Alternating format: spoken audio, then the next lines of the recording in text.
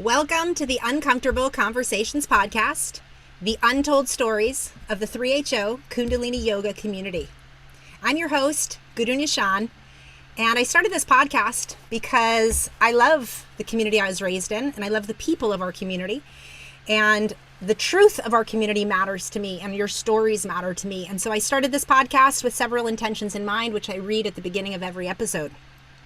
Number one, to break the veil of silence that has long permeated and continues to strangle the 3HO Kundalini Yoga community in the name of neutrality. Number two, to validate and help clarify the complex feelings of those who have joined this lifestyle, were born and raised into it, and or who have practiced or taught Kundalini Yoga. Number three, to encourage active listening to uncomfortable conversations from our community as a revolutionary act of self and collective healing. Number four, to let survivors know that we see them, we believe them, we love them, and we will fight for their truth to be addressed. Number five, to let teachers who are denying, gaslighting, or spiritually bypassing know that what they are doing is willfully ignorant and re-traumatizing victims. Number six, to illuminate the inherent racism, homophobia, cultural appropriation, and exploitation that perpetuates the teachings, 3HO lifestyle, and overall community ethos. Number seven, to stop the perpetuation of gaslighting and victim shaming by naming it for what it is. Number eight, to dismantle internalized shame, guilt, toxic positivity, and light-washing mentality. Number nine, to honor each and every body that has come through our community, both named and unnamed.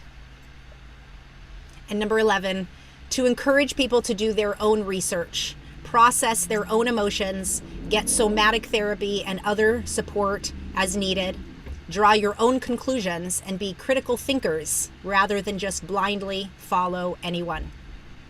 Your story matters. Please share it when you're ready. We're here to listen and to support you. I want to thank all of the listeners for listening to this podcast, for subscribing, and for sharing it with those that you love, and for allowing these stories to penetrate and dismember you to some extent. I also want to acknowledge those of you that are being named in other people's stories, how challenging that can be. And I encourage you to show up and tell your own story. Nobody comes on here as the ultimate truth. People come on to this podcast as a way to share their own truth, to share their own silenced experience. And you too may have a silenced experience that maybe goes against somebody else's experience. And while we can all hold each other in that complexity. So rather than reach out to me and tell me why you didn't like the episode, I would encourage you to go ahead and reach out to me to share your own story and share your own truth, because your story does matter, and I will hold you in the sharing of your experience. Today's guest, I'd like to welcome Shiv Cook. On September 1st, 2001, being a super successful on the outside, yet broken and sad on the inside, as well as being over 220 pounds, Shiv was, as she called it, kissed by Kundalini Yoga. Within 4 months of her first taste of Kundalini Yoga, her home burned down 2 days before the WorldTrade Center fell and nearly took her with it. And this led to her leaving her practice as a corporate securities attorney who was, quote, failing at life and winning in success to see if she could find a more peaceful way of living and being. After sharing over 1,000 Kundalini Yoga videos on her YouTube, creating a vibrant community, and reaching her first 1 million views, Shiv deleted all 1,465 videos of Kundalini Yoga on her channel in one single evening in August 2020, just days from the 19th anniversary of that first practice. She has dropped the dogma, ditched the guru, and is continuing to explore life to the beat of her own drum, sharing tales along the way.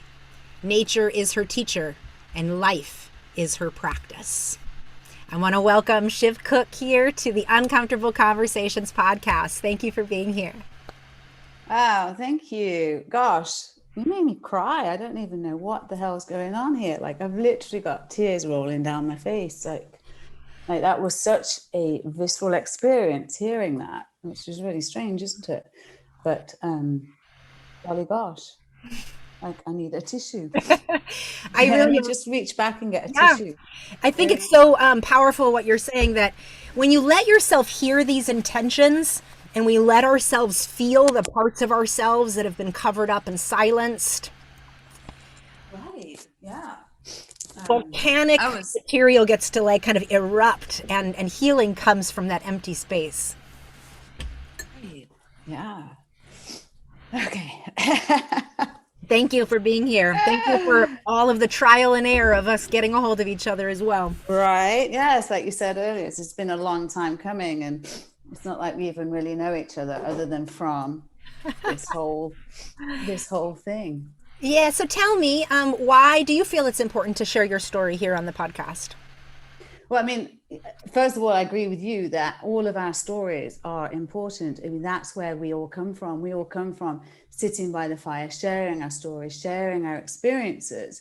And because we're no longer getting together, I mean, not be pre-pandemic, let alone pandemic times, but even pre-pandemic, that we're so diverse and we're so virtual most of the time, that's a big part that's missing out. And how can you have understanding if there's no humanity in it? And if you're just listening to newsreels and, I was talking to someone the other day who came across the border at 8 years old with a 3-year-old sister with parents who didn't speak English. They didn't speak English. Their whole experience, but on the news, that would be a migrant and their children. That's completely different to me knowing their personal story and seeing the human people behind it. Yes. So from that respect, I think it's very important to share our stories. And also, as you also said, through each lens, we've each got a different story. If we each stand and see the same event and have one sentence or 500 sentences to share about it, not one of those views will be the same, not one. Right. So that's it's very important to have perspective. It's very important to see that there are facets. We're like a diamond. Stories are like a diamond. There are facets, and it depends where the light shines through, what's refracted as to what comes out. It depends where you are in the experience, right? Yeah. It depends where you are in that play, whether you're in one of the main actors or whether you're an onlooker, which gives you a different experience, right? So then you get to hear that. And then from a personal experience, as you said, I had 1,400 videos on YouTube. I had 1 million views. It was like some crazy, I mean, you talk about other yoga people and they've got, billions of views, whatever. So I'm small fry. That 1 million views, I mean, I remember when I realized it was 80,000 views. And I was just like, what? I didn't build a channel for people to watch. I just had some time. And thought, well, while I've got time, I'll make some videos. We'll put them on YouTube. And then when somehow magically people find us or whatever, we'll say, oh, look, we've got these videos. And then one day I just happened to go to YouTube to look. And there was this thing called analytics. And I was like, what is that? And I looked and it said we had 83,000 minutes of viewing. And I thought that was phenomenal. I was just like, what? I was running around telling people in the coffee shop, we got 83,000 views. I was so excited. And I started watching the analytics and posting things, and people started, like I think 10 Bodies, when we took it down, 10 Bodies had something like 350,000 views. That class, was my favorite Kriya. And that class had, it was the one, it came up on the front pages. And so I put out a lot of stuff about Kundalini Yoga. So I still need to put out what's happening on this side, except, I haven't really unraveled. I think that's the other thing, is how we tell our stories and how it comes out can be different. So I can offer resources for people to find out kind of like what happened. And for me, what happened is not as important as what you do with that. So for me, I took what happened and my understanding of it, and what came out was no more. So I don't really need to keep revisiting all of that stuff because it's just no more.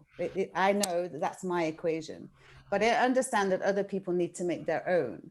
I don't want to be the one explaining it. I'm not Philip Dislep. I don't want to become like, the expert in what came where and whatever. All I know is that was then, this is now, no more for me. But what do we do going forward, and what do we learn out of that? What can we take from that? Yeah. That is where I'm like super interested. So continuing to share that story.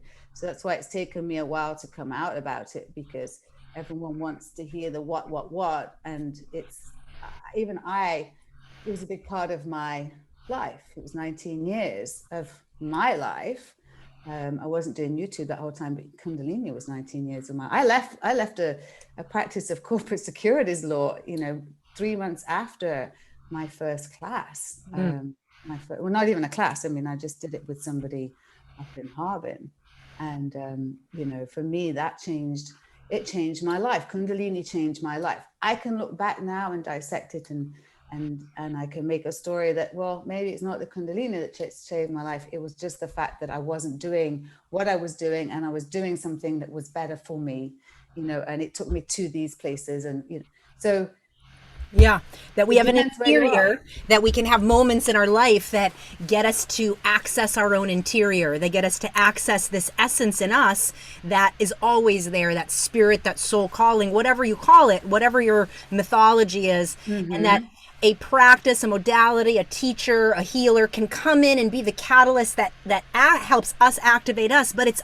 us that's there the whole time. It's not, and I can appreciate the bind, because as much as I always knew that I was the teacher, I was the guru, I was the one, I didn't know kind of the subtle hooking around tuning in and the dress and all the other practices that I thought I had to hold in reverence in order to teach the neurobiology or the neurophysiology of the empowerment of self. And that's helped me kind of extract myself from that rubble to say, oh, I can still teach people how to change their internal state through mind-body practices and not call it Kundalini Yoga, which is a culturally appropriated, made-up practice, At least from my point of view. People can relate to it any way they want. Yeah, no, absolutely. And it's only if it's done in this specifically. So there was a dichotomy that I lived with. And my lawyer, you can take me out of law, but you can't take the law out of me. So the way I think and the way that I process, so are these things. I remember hearing you saying about, not being able to drink soda. Yeah, there he was sitting on the stage, guzzling his soda, right? And thinking as a kid, hey, how the fuck? Like, how can he do that and we can't? Right. So there are these little things that you start to think of, and they, yes, you're the teacher within, you bow your chin, you pull your Alejandra band, and you're bowing to that teacher within. Yet you have to do it this way. Exactly. And it can't be done any other way. Within, but then you're told how to do it. You're your own master, but then you're told only so long as you do it this way. What the fuck? That's like being a servant. That's like being a slave to your. So it's really, right. It's a lot. It's quite a psychosomatic mind fuck is what I call it, because on one level it's saying you're empowered and then it takes the power, and then you're empowered and then it takes the power. And in fact, it's a little like gaslighting. Yeah. It's building you up to saying I am the source, and yet don't listen to yourself, follow this way. Right. Yeah. I heard something that I don't know who said it, but it keeps going round in my mind and I just can't get it out. And it says, listen to what they're saying, then look at what they're selling. Yes. Right? So every time, whether it's the church, whether it's the fucking yoga practice, whether it's the labyrinth that we just visited on my birthday, and I got there, and I haven't told you this because we haven't spoken, but I get there. Actually, I know beforehand. I'm like, cult. The alarms are going off, right? I was like so happy to be going, and then I like look up who owns this place, and I'm like .org, some institute awareness. I've got all those words in there, and I'm just like, and it's this big swanky house, yeah. And then when I get there, they say I've got to get through this docent and then that docent, and then she wants to give me a history, and it's like baking sun, and I just want to go and walk the labyrinth. I didn't realize it was going to be a contact sport. I thought it was just, you know, outside, and I'm really not happy, and I'm normally quite a quiet person, even though I don't look it. So I'm really uncomfortable. Samaja just said, Shiv, you can't hide, because I was behind the plant trying to pretend I was part of the wall and that nobody would see me. And then this woman tells us, you know, that she's going to give us some history of the place. And this first couple's like, yes, they really want to hear the history. The second couple's not so much, and we're definitely not. And so she's like, oh, great. And she steps into process, and she's going to tell us the history. And I actually say, excuse me, how long is this going to take? Because it's really rather hot, and I just want to walk.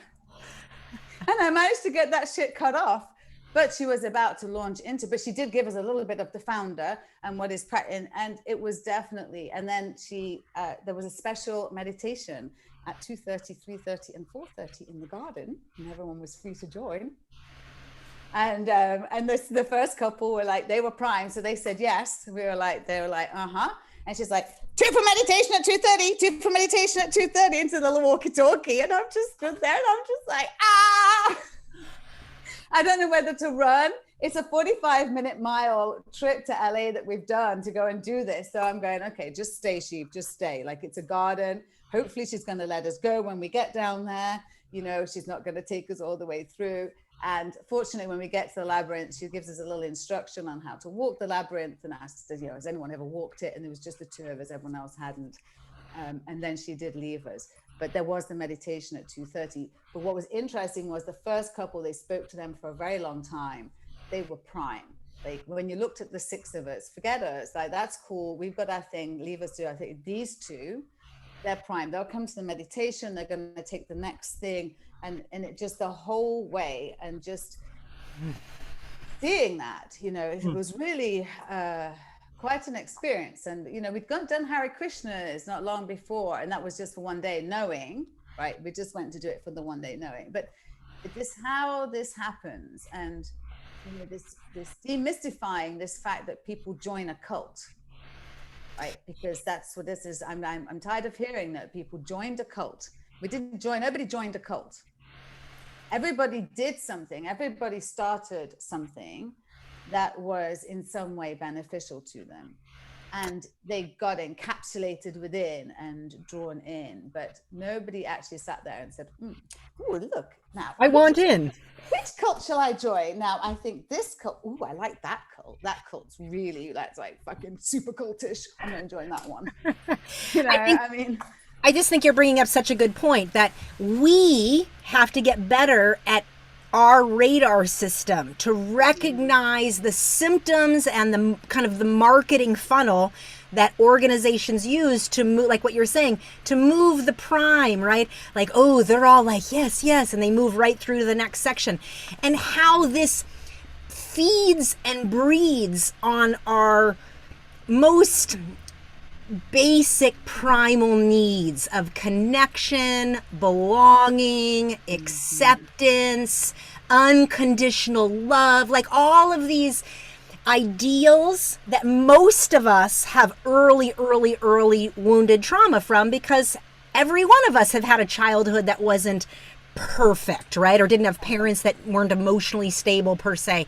You don't have to have had severe abuse to have grown up with needs not being met. So in our adult life, like you're saying, you're not joining a cult, you're pulled in through unconscious levels of magnetism, like, ooh. Yeah, and through a deficiency. So there's this magnetism on the hand of this different thing.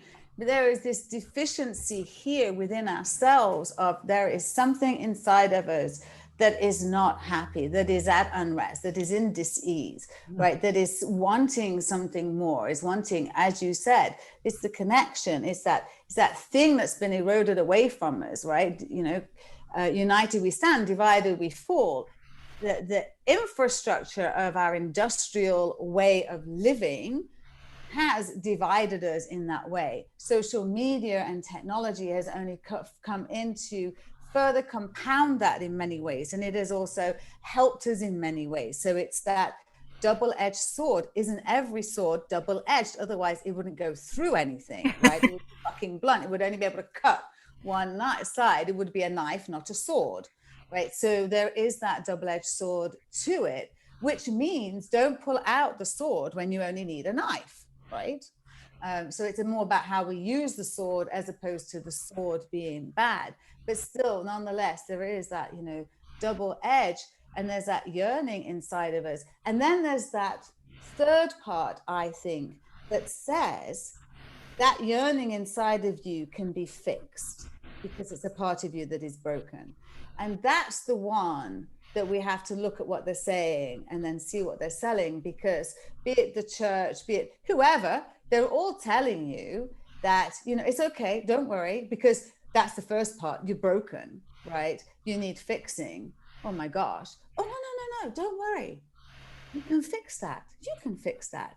You just need to pay me some money. I will tell you what to do. You're going to do it. It's not going to work. I'm going to tell you didn't do it properly. You're going to feel like, oh my gosh, I didn't do it properly. And these other people are doing it properly. So all I need to do is, what do I need to do? Oh, I just need to pay you some more money and go to the next level. And if I just work a little bit harder and I dedicate myself just a little bit more, and then I can be, but I'm really not feeling much better. But then these people are, and you get like all caught up and spewed up into that thing. But what if this is just the fucking human experience? It's shitty sometimes. Sometimes it doesn't feel so good. Sometimes it doesn't go so great. I had a conversation with myself the other day, and it actually almost stopped me walking down the street, because it was as I was just trundling along and mind goes, you do know your spirit's okay, right? Well, you've got my attention. Okay. He said, yeah, all this work on your spiritual practice, and everybody's doing their spiritual practice. Your spirits are all good, because spirits don't do naughty shit, right? Why would spirits do that? So why do they need practice? What are you, but your human body and everybody else's human body, now that needs some practice. And that's to do with a little bit of your attention, and I always said that in my classes was your soul is perfect. It doesn't need fixing, but you may have habits that need attendance. And that's how I interpreted Kundalini. I didn't interpret it the way that I'm hearing it through a lot of the stories.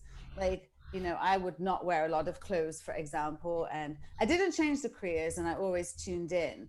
And I mostly wore white, though I have worn this top to teach in. At the end, in the beginning, I was completely quite purist.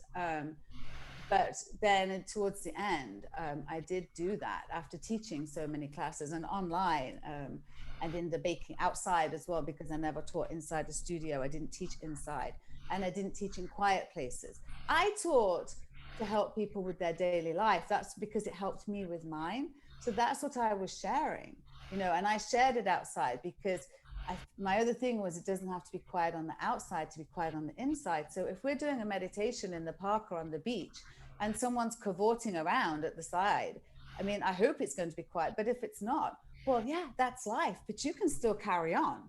You're the other side of the bloody screen. There's no one's going to come and get you anything, right? And I've got Samaj at the camera, so I'm all good. I can just and then it actually helps us, because in life, when we're hit upside the head, we're not in some quiet room or some cave somewhere, right? So we need to be able, so this is our practice, right? So that's why I did it. It was because it helped you with that practice. And I tried to keep it as pure as possible, but I wasn't part of much of the 3H. I didn't know how, I didn't go and, so from the time you started practicing, it's always been your way, like the way you've did it. You didn't necessarily, quote, get all into the community. It sounds like you wore white and you tuned in, but you didn't wear a turban, and you didn't get overly into the lifestyle where the projection of sexual shaming and modesty and can you tell us a little bit about your journey with that? Did you ever experience? Well, I guess, for me, so my Kundalini happened super quick, within 3 months of that first time. I was a corporate securities attorney earning 6 figures, admitted in New York and England, and about to do the California bar. I worked for the top 5 law firms in the world, was top of my game, and super, super unhappy, right? And so then the Kundalini comes, and a week after, that was on Sunday. The following Sunday, my house burned down with me in it, nearly died. And we didn't have insurance. I was with a roommate at the time. It was 6 o'clock in the morning. We came out to watch our house just burn down around us, and then we were in hospital all day, so we were kind of taken out of the fray. My law firm gave me a week off. I had no home, no clothes, no nothing, no insurance, and I just nearly died. I mean, I literally just stood in a room that was gray and orange, going this noise, this massive noise. And head telling me I should be on the floor, but just like, I haven't fucking time to be on the floor, but I can't find that door handle. So if you imagine that your eyes are closed and you think you know where the door handle is, but then you're blindfolded. So you're feeling, and you could just be 1 inch above it and you wouldn't feel it, right? And you've gone past it. So, and then I took a gasp out of my robe that I kind of dragged, because my roommate had come and smashed open my door and told me to get out and then run off. And when I got in the room, I saw this stuff, right? And I realized my robe was dry. So I just took in a bunch of smoke and I thought, oh, I'm going to die, right? So, and then I was on the street. So I'm going to die. And then I'm through 2 doors. I'm standing on the street, and there's 10-foot flames coming out the front of the house, and the overhead electric wires are all jackknifing across the street, going, dancing like all alive, because they've come down. And and I'm banging on doors because there's no cell phone. Like, I don't know myself, like, it happened so quickly. And then, the fire comes or whatever. So that happened the week after Kundalini. And I wrote to the person that did Kundalini with me that weekend. I just happened to meet him, and I saw him doing Kundalini, and I was like, wow, this guy's doing my yoga, So I said to him, he said that I told him, oh, my name's Amanda, and I'm a lawyer, and I'm going to change my life in 10 years. And he was like, it's probably going to be sooner than that. And then I said, I was like, I liked what he was doing. He was doing like the rolls and things, and I could kind of see, like, he was breathing in a way I'd never seen, or I heard him breathing. I could actually hear him. Like, I never heard anyone breathe. Like, that's so rude. Hear someone breathe. Do you know what I mean? So that was really, really different. I was a corporate attorney, and I kind of appeared there by accident anyway. And he said, well, if you want to meet me at sunrise in the morning, I'll do yoga with you. So that was the first experience, was sitting on a redwood deck, watching the sun come up in Northern California mountains. You said at Harbin Hot Springs, no? Harbin Hot Springs. I've never been naked in my life before. I said I was not going to get naked. And I did get naked. And this is in 2001. 2001, yeah. I had a whole awakening around bodies, by seeing everybody naked. I was like, whoa, people look so much better naked than with their clothes on, right? Including myself, like, because you got constrictions and like you got muffin tops and shit with clothes on, but with no clothes on, you have none of that. And you also don't have the labels. You don't know who people are, absent some tattoos, some piercings, maybe a little hair, something, but really it's a great equalizer. And I saw that weekend as the body being like a vase, and that the flower was the spirit, and that all of us have this different vase, but there's our spirit, our flower is our spirit, and inside of these different vases,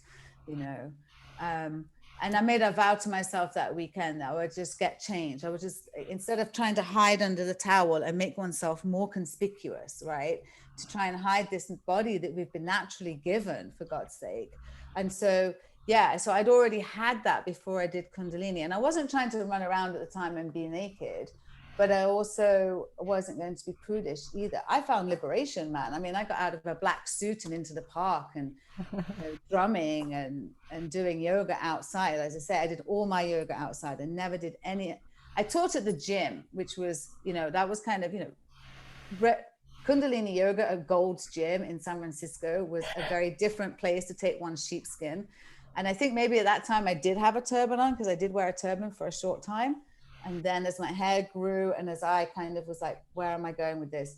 I ditched the turban, but I kept the sheepskin. So I'd walk down Haight Street with my sheepskin under my arm on a Sunday evening to go and teach after being at the drum circle in Hippie Hill in all my whites, looking, completely different, and just floating along. And part of it being, I think all of us can say that joined in some way, that there was this yearning to be different, right? And that's part of it. Gosh, I really want to pause on that. I just think that is such a good point. This yearning to be different and the tie to kind of this exceptional, superior path energy, kind of this, like, we all have this. It's a part of the human experience to kind of have this exclusive kind of stand out. And whether or not we acknowledge it in our own self, I do really agree with you that it can feed that element of us. You know, it's like, oh, I have this special knowledge. And when I wear white or I wear a turban or whatever, there's a projection energy that can go out that other people can read as like, oh, enlightened, spiritual, evolve, whatever the perceptions are. And that it's natural and normal to like enjoy that level of kind of sense of importance or stardom a little bit, even if it's masked in terms of giving it back away into service. And I think that's a part of like the draw. I know for me, even though I knew there was a lot of dogma and corruption in the systems of KRI and 3HO historically, when I revisited Kundalini Yoga in 2011 and 12, I remember being so aware of when people were pedestaling me and kind of my love and hate for it, like noticing it, like, oh my God, look at them making me special. That feels good. And then I'm like, oh God, I don't want to end up like that. And so like I would feel them both, and it allowed me to start like going into myself a little more clearly, like, wow, why do I have so much resistance to being a teacher? Why does this projection thing grate on me so much? And yet the pull is real. Like I would see how Kundalini Yoga was getting very famous. There were like famous teachers and people promoting online. And a part of me was like, oh, I don't want to shed that identity because I'm special. I was born into that. I could teach this in a special way. And so I started noticing the pull of specialness and how I wanted to almost hook into that identity as a way to propel what I'm trying to create, and how that itself is that double-edged sword, right? That as we're trying to birth our unique message in the world or purpose or whatever those things are, how it's so easy to get pulled into the wrap around special knowledge or superior wisdom, and how that's just so natural as humans to be pulled into, that doesn't make us bad. It's actually just a part of what it means to be unique, special individuals, and have that part of us need to be fed. Yeah, to have a human experience. And I think, again, different facets of a story, in that I personally didn't necessarily think that it was special, or I was special, or that I just, in being different, was that I personally liked not being kind of always against the flow. Like, I don't know, I owned a house at 19 and now I don't own a house. I had a career when I was in my 20s and now I'm financially challenged in my 50s. Kind of always been like just a little bit backwards, where if the traffic's going this way, I like to be going that way, in that kind of sense. But I also want to bring everyone with me, and this is, again, something that I was different for me, even given that I had 1,400 videos, given that I had 1 million views. I've made it very hard. It's been very hard to make a living. That's been extremely difficult for me, and a lot of that has been a yearning to want to make it accessible, because it was so inaccessible. I never got to go to Solstice. My students did, but I didn't. I didn't have that kind of money. All these things were so expensive. It was, just kind of craziness. And these were some of the inequities that I could see within the organization itself. I didn't know the level of YB's like wealth, individual wealth, because, as I say, I wasn't really involved. So I remember seeing Bikram's documentary when I was in Mexico in December 2019, and I was like, there's some shit goes on in Kundalini, but thank God it's not that, and he doesn't have all those Rolls Royces and all this. Little did I fucking know. I mean, little did I know. And then, you know, I find out about the tusks and the jewelry. I mean, I knew that he had jewelry, and again, that never really sat with me, how all these people, this church, it doesn't matter who you're talking about, at the top, these people have these jewels, they have this lifestyle, and then there are people who are struggling, and I don't understand it, right? Whether it's from a sports star, like just this division of wealth, and how, and then they can still keep putting their hand out for dashan, they can still keep putting their hand out for tithing, they can still keep putting the collection plate out and bemoaning poverty in some way, and you're just like, it doesn't make sense, right? Yeah. And so those, I don't know where I was going with that now, but those things didn't make sense. Where was I going with that one? Yeah, you were just talking about the rebel spirit, and I can really appreciate that we can like be into the difference in the rebel energy. But what you're talking about is like really being able to identify, like, is what an organization's saying, what they're saying, and then what they're doing or selling. This is where we get to start feeling our own bodies better, and not coming from our own wounds, but rather being able to, like, are we able to critically think about what they're telling me, and then what's actually being sold as like the counter story of that. And this is so important because, you know, organizations, religions, political bodies, sports leagues, Hollywood, whatever the places are, these things aren't going away. Predators aren't going away. Entrapment isn't going away. Colonialism, imperialism, the way that knowledge is stolen from original sources and then repackaged in a white superiority way. These things aren't new to 3HO Kundalini Yoga YB.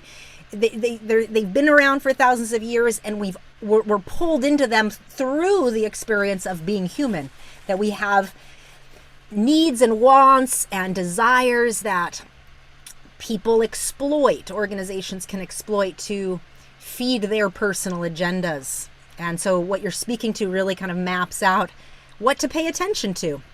Yeah, I think yes, this has happened in lots of places. And I think what's always interesting is, from a historical perspective, what one might view. So say like the pandemic, for me, like I would love to be here 50 years and see how history views what we're doing right now, how history views this last 18 months, because the 50-year history view back on it is going to, when you can look globally and you can look 50 years on, is I mean, mind-blowing. But the same with this is that, yes, this has happened through churches, this has happened through all kinds of organizations, and will continue to do so. What do we do with that information? What happens when people come out through the other side? And what do people do with that information? And as we know, sure, it's not for us to beat someone else into submission to stop practicing Kundalini Yoga. Right. But it is very interesting to me, I've got to say, who the person is that can continue to teach in the name of Yogi Bhajan Kundalini Yoga. That, to me, you are a most fascinating person.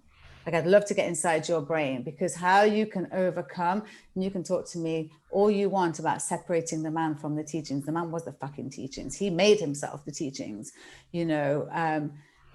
So that to me is quite fascinating, how you can know this and still carry on, like, and without kind of missing a beat and saying, well, it works. Well, sure, it might work, but you might like be able to repackage some things, or just, I don't even really know. Like, that's what I was saying earlier, was that for me, there's this point, you take the information in, and then what comes out? What comes out is the interesting part to me of human behavior. Like, what you do with that information, right? I've had people message me asking me, please, will you share that video with me? Will you share my favorite video? I'll pay you for this video. Will you please put your videos back? You know, you didn't teach in the same way. You didn't reference him in the same way. It doesn't matter. I can't separate myself from the man and his teachings, because I helped share them. Right. So, and I was just listening to a call the other day that I was going to share with my group. And I thought, you know, I don't think I mentioned him much in here, because I didn't mention him a lot, but I would mention a few quotes. You know, we're not here as spiritual, we're not here as human beings, we're spiritual beings here for human, blah, blah, blah, all of that shit, you know.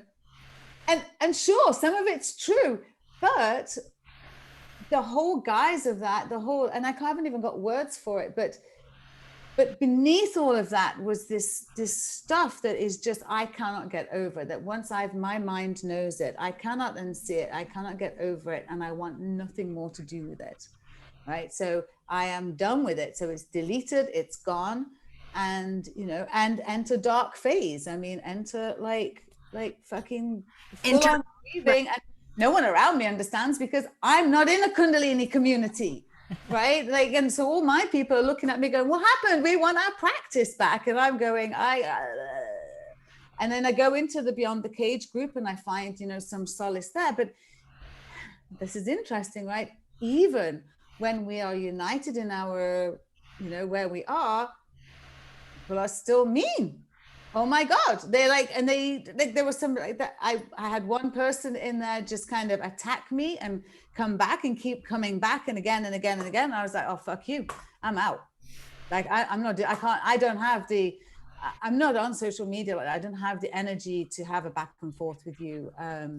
And so I'll just go. And so then at that point, now I'm just on my own, and I've got Siddhidharma and Avtarkar from the original ashram that I was at. Thank God. I mean, that's where I landed. I was in Haight Street. They were just down the road from me. They were not full of dogma. They didn't. And Siddhidharma, has hardly anything to do with anyone. Bless him. And I was totally intimidated by him when I first met him. But I used to teach on Sunday evenings, and we'd sit on the stairs, and he'd be very serious with me, and I'd be very serious with him, and we had just cultivated this relationship to this day that we still call one another and we still text one another. And I love them both extremely.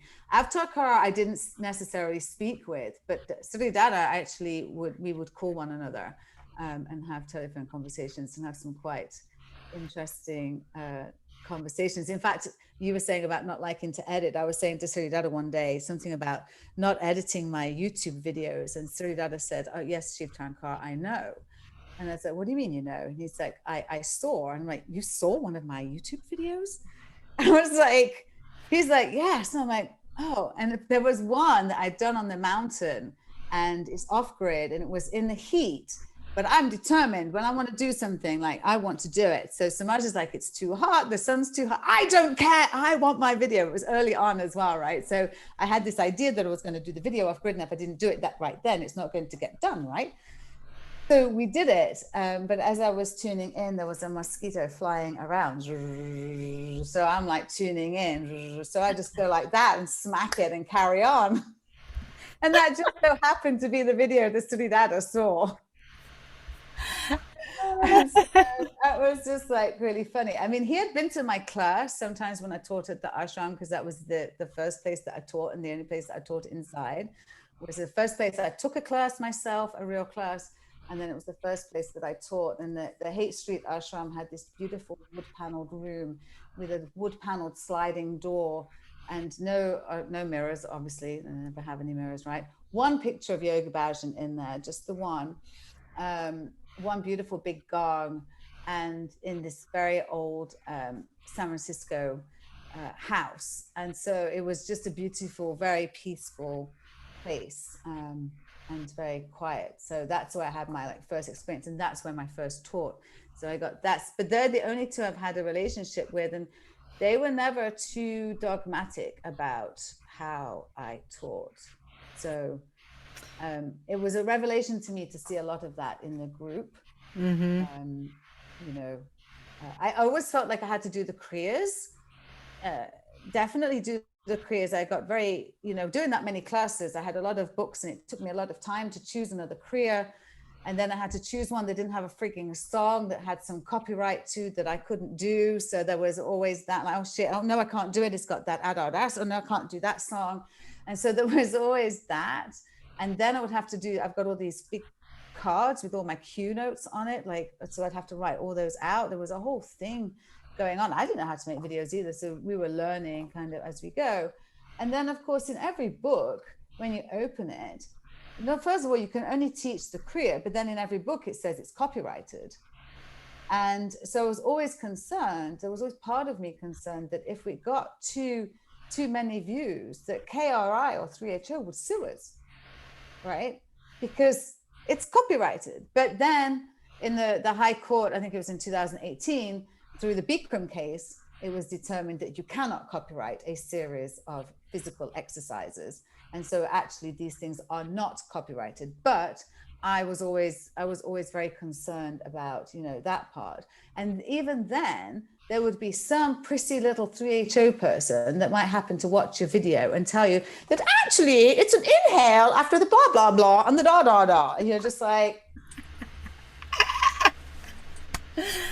So there was always that to deal with. So it was a lot of... so within the grieving was also, interestingly, a release, very much a feeling of, thank God for that, because I was pretty much done. Anyway, I mean, how many more classes can I teach? And that was the other thing. People kept wanting more classes. And how many classes do you need? I've recorded over 1,000. Can you not just go back to one? If you were in the studio, you wouldn't get this many. But so this consumption, that with this, if I just get a new class, it'll be it. And if I just... And it's endless, Yeah. So I think that's such an interesting point too. I think it's kind of like the endless high, and it's a bit of how I've experienced and witnessed students, like this hunger for the next high, and it's just a transfer of addiction, okay, it's moving that addiction to this addiction, and instead of actually like watching the internal processes and changing these unconscious behaviors and these unconscious energy pulls, it's just, let's go get another high, let's just go get another high, give me another class. And this is a part of kind of, as a teacher, like why people want to hook into us, right? It's like, oh, just give me the next thing. What can I do for this? Hey, can you help with this? And it's like, you already have everything you need. My question is, why aren't you listening to what you already know is inside you? And I'll have students that still pull my energy that way. And Kundalini Yoga, in my experience of like my play as a teacher, it was like watching that pull. It was like, oh, wow, there's such a feed to be needed. To like, wow, when a student reaches out and says, oh my God, I love your style. You don't quote him. You don't do it like this. You're different. How that is such an ego boost. And yet I agree with you in the sense that says, no, there's a line in the sand here. I'm not even identifying with a body of work called that because it was culturally appropriated, stolen information that he named as something and called it something else. And it's such an interesting thing you point out around that just says, no, even though I do it different, even though I've made it my own, I'm not doing this because I can feel energetically, I cannot do this and ethically be whole as a soul. And when we can do that, just kind of brush by, separate the teaching, whatever, all the ways we rationalize and justify being able to move forward beyond predatory experiences without really dissecting them. It just reminds me of how incest continues in a family. We don't talk about it because we don't want to disrupt the fact that our uncle or our father is a well-respected, top military, top political, top attorney, top whatever, top minister, top preacher. And so these things get passed on through generations because, oh, if we spoke up, if we say something, then it'll break open and ruin stuff for other people. Yeah, and I think that the lack of story goes to help to assist that, and that when we share our story, so that's very easy for people to not, to dismiss it when it's said as a fact. So if we go back to mine earlier, migrant and children come across border, right? Has no real meaning to it, or what you just said, about someone, being high up. But when we start to share our story, our real actual story from the other side, then people start to say, oh shit, like this is true. Just kind of like the Me Too movement. I was sexually abused by my employer at 19, then at 24. And what we do as a society before the story was out is we make that person the perpetrator. we make the victim the perpetrator. We make them to blame. We make them out. What were you? You know, I got this man followed me in New York when I was sitting in the New York bar. I just sat the New York bar, and I was waiting to sit my ethics exam, and I'd gone up to 76th Street to get my hair done at the New York branch of my London salon, because that was the kind of life I used to live, and at John Frieda's salon. And I had champagne while I was having my hair done, and then I went upstairs and got my nails done. And then I was walking down the street. It was super hot. It was July in New York. And I noticed this guy was following me in a van and was very closely as I'm coming down the street. And he parked, and then he was on foot behind me. And I ducked into a store, and I pulled a blouse off the rack, and I said to the girl, show me to the changing room. And as we went into the changing room, I said, is there a way out the back? Because this guy, and he's looking through the window at the time, this guy was following me, and it was really, you know. So she said, yes. So she ushers me out the back, and I go out the back, and then that's that. Well, later on, I'm telling it to someone, and, you know, what was one of the first questions they asked? What were you wearing? Is that what you were wearing? I was wearing a short summer skirt and a top. Motherfucker, are you kidding? Are you for real? Yeah, like fuck off. Right? So this is what we do with these things. And it's the same with the cult. You joined a cult. No. This is a very clever, this is very, very, and it ensnarls us. The word is, and there's been a lot of talk about this. The word is within culture. It is when people do a certain thing. Now, of course, there's this insidious part of it. And not to forget that not only this practice that YB made up, that he appropriated from elsewhere and blah, blah, blah, but also that by doing this up here, there was all this other very, very dirty, nasty shit going on down here. Very, very dirty, blah, blah, blah, that we don't even want to, we don't even need to repeat. So that allowed that to happen, because this was kind of like the legit, even though it was, not legit, but it allowed for all this underworld to happen. Very that much culture. You're saying culture allows that it's culture because allows of that. the culture Perpetuates that. That's right. Culture thrives on that. Yes. Right. It's the very thing. It's the very brokenness that culture survives on, because if something's broken, then we can sell something to fix it. So things need to stay broken in some way or another, because then there will be a fix that can be made available by whomever is able to make the fix first. Well said. If everything's all good, then ain't nobody going to be selling nothing, right? Well said. The reason that diabetes is, we've got the whole thing. So this is very important. It's very important to be looking at where's asking for your money, where's telling you that you're broken, because this human experience isn't meant to be a pretty fucking thing. It sucks, right? It can really super suck. And what matters is, how do we get ourselves through that? And it's not through necessarily numbing out, but that it's through feeling, it's through the actual being in there, right?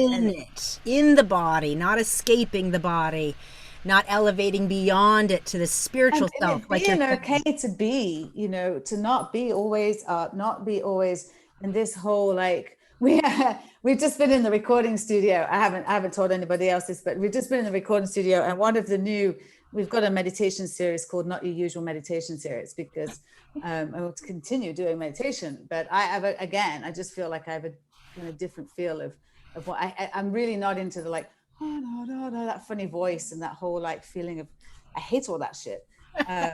So I will swear and do things like that, which is why I knew I was going to get on with you, but series that we have within the Not Your Usual Meditation series is the Fuck This Shit series. And so the Fuck This Shit series is for those days when it doesn't matter all the platitudes in the world, you just want to fuck this shit. And so there are different meditations in there where, that is how you say it with me, fuck this shit. Fuck this shit. And it's come do a fuck this shit meditation with me. And we've got a couple of people that already, they're like, hey man, I know that fuck this shit meditation this morning, because it was just like, fuck this shit. Because, it seems, I'm doing Labyrinth work right now, but I was in the Labyrinth one day, and it said, Labyrinth talks to me all the time. Solemn does not sacred make. We have this feeling. So there's a society and culture sells us this thing that we have to be so solemn, and if we're really solemn, then that means that we're super sacred, and we're already sacred. Right. We are already sacred. We do not need to be spiritual. We are already of spirit, right? We don't need to practice because we already are. Life is our practice, right? And so we now, if they're not what, that just means, oh, now it's just me, myself, and I. Oh shit, now I've just got to be responsible for me. And if there's anything we can do, and if there's any work that we need to do, my feeling is it's to be a better human. Like In the body. Show up in your body with humanity. Bring all of you, you know, and be a better human. And I work again, you know, this whole making a living thing. So I do doing the freaking retail at the moment, which is God's work if ever there was some. Because people, like, you think, and you see people in a pandemic, wow, humanity is ugly. So there's a great place to be a better human. When you turn up at a store, perhaps you can remember that the person that you are interacting with is a human being. That morning their mother died or had a seizure, or they had a root canal a week before, they're still in pain, or their little kid has got a temperature and they actually don't have medical insurance, so they don't have the money to pay for the nebulizer that they need, or they've got some kind of fucking shit going on. So maybe just right now they didn't quite smile at you and they weren't quite as polite as you might have wanted them to be. And maybe this is just when you dig really, really deep in your compassion well and think, wow, that person must be having a really hard time right now. So I don't want to make it even worse. Let me just extend a little compassion out. It's as simple as that. That is worth 100 trips to the church or wherever it is that you think that you go and do your spiritual practice, because this is real life. That's something that we've been sold, that we're not perfect, that we need to do this thing. But what we really need to do is we need to be better humans to one another. We need to be able to reach out. We need to be able to see one another. You know, yeah, and on that same line, we've been sold that spirituality has to look a certain way. Oh, if you do this special thing, if you don't cut your hair, you've always got to do something. If you do cut your hair, wear it this way, wear this color, you know, pray like this, meditate like this, chant like that. None of these things, you know, all of these things and none of these things. And that depending on, right, your individual experience. Like for me, I've had to practice the discipline of not being disciplined because I'm over practiced. So for me, cutting my hair, wearing color, these things was my practice. Someone else might have always cut their hair. They feel a sense of vanity around their hair. So not cutting their hair, not going to the salon, that will be a monumental practice for them. But no one can decode your practice because you're the one in your body. And I think it's such a brilliant, like a reclamation of like, our energy is ours, our spirit is ours, and that we're being sold a bill of goods constantly to say this is the way. There's no one way. At different stages of our life, we need different things, different teachers, different practices. We might do the exact opposite at a different stage of our life because that is what we're being called for.